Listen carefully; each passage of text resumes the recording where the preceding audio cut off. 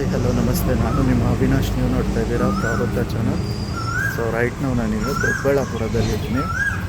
ಇಲ್ಲಿ ಒಂದು ಪುರಾತನವಾದಂಥ ಒಂದು ಆಂಜನೇಯ ಸ್ವಾಮಿ ದೇವಸ್ಥಾನ ಇದೆ. ಅದನ್ನು ನೋಡೋಣ ಅಂತ ಬಂದಿದ್ದೀನಿ. ಬನ್ನಿ ನೋಡೋಣ ಹೇಗಿದೆ ಅಂತ. ಇದು ದೇವಸ್ಥಾನದ ಎಂಟ್ರನ್ಸಲ್ಲೇ ರಾಮ ಆಂಜನೇಯ ಸ್ವಾಮಿಯ ಒಂದು ವಿಗ್ರಹ ಇದೆ.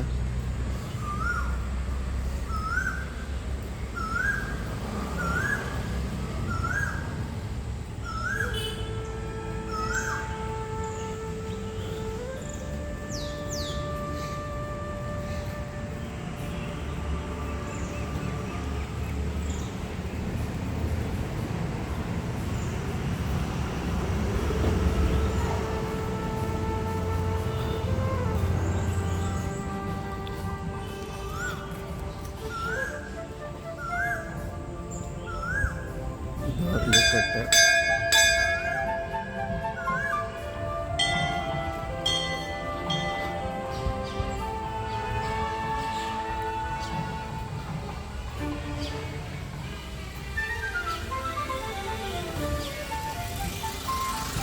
ಈ ಕಡೆಯಿಂದನೂ ಬರ್ಬೋದು ನೀವು.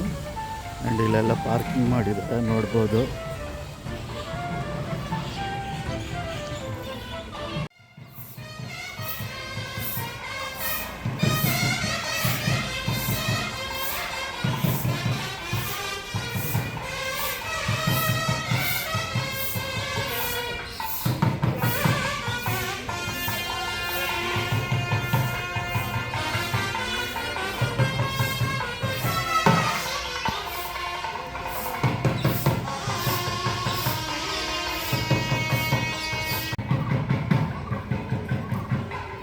ಇದು ದೇವಸ್ಥಾನದ ಧ್ವಜಸ್ತಂಭ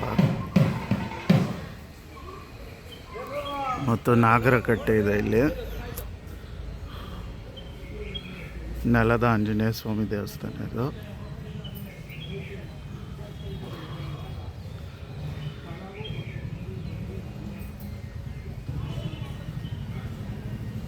ಇಲ್ಲಿ ನವಗ್ರಹ ದೇವಸ್ಥಾನ ಇದೆ.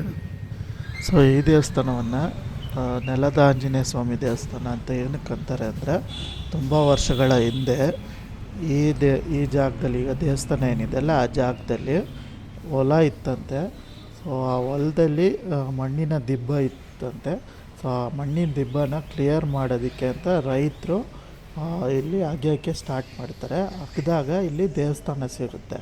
ದೇವಸ್ಥಾನ ಸಿಕ್ಕಿದ್ದನ್ನು ಮತ್ತೆ ಕ್ಲೀನಾಗಿ ಎಲ್ಲ ಕ್ಲಿಯರ್ ಮಾಡಿದ್ಮೇಲೆ ನೋಡಿದ್ರೆ ಇಲ್ಲಿ ಆಂಜನೇಯ ಸ್ವಾಮಿ ಇದ್ರಂತೆ. ಸೊ ಹಾಗಾಗಿ ಇದನ್ನು ನೆಲದ ಆಂಜನೇಯ ಸ್ವಾಮಿ ದೇವಸ್ಥಾನ ಅಂತ ಕರೀತಾರೆ. ಮತ್ತು ಈ ದೇವಸ್ಥಾನದಲ್ಲಿ ಸಿಕ್ಕಿರತಕ್ಕಂತಹ ಕುರುಹುಗಳು ಅಂದರೆ ಒಂದು ಶಾಸನದ ಟೈಪು.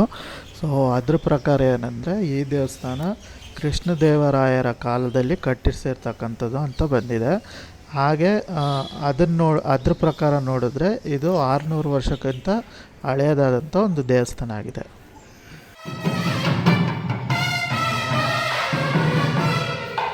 ಇದು ದೇವಸ್ಥಾನದ ಒಳಗಡೆ ಈ ರೀತಿ ಇದೆ. ಇಲ್ಲಿ ನೋಡ್ಬೋದು ಆಂಜನೇಯ ಸ್ವಾಮಿಯ ಕವಚ ಒಂದು ಇಟ್ಟಿದ್ದಾರೆ.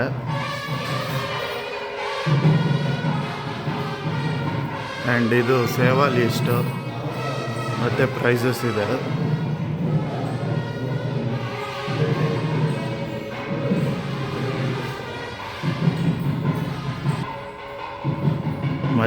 ಮತ್ತು ಇಲ್ಲಿ ಉತ್ಸವ ಮೂರ್ತಿ ಇದೆ.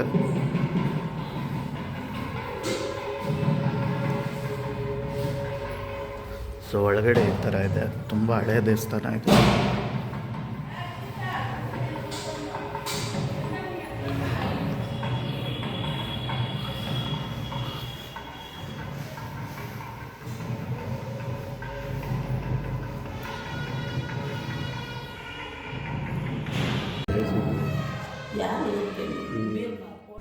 ಈ ದೇವಸ್ಥಾನದ ಇನ್ನೊಂದು ವಿಶೇಷತೆ ಏನಂದರೆ, ಈ ದೇವಸ್ಥಾನದಲ್ಲಿ ಯಾವುದೇ ರೀತಿಯಾದಂಥ ಅರ್ಚಕರು ಇರೋದಿಲ್ಲ.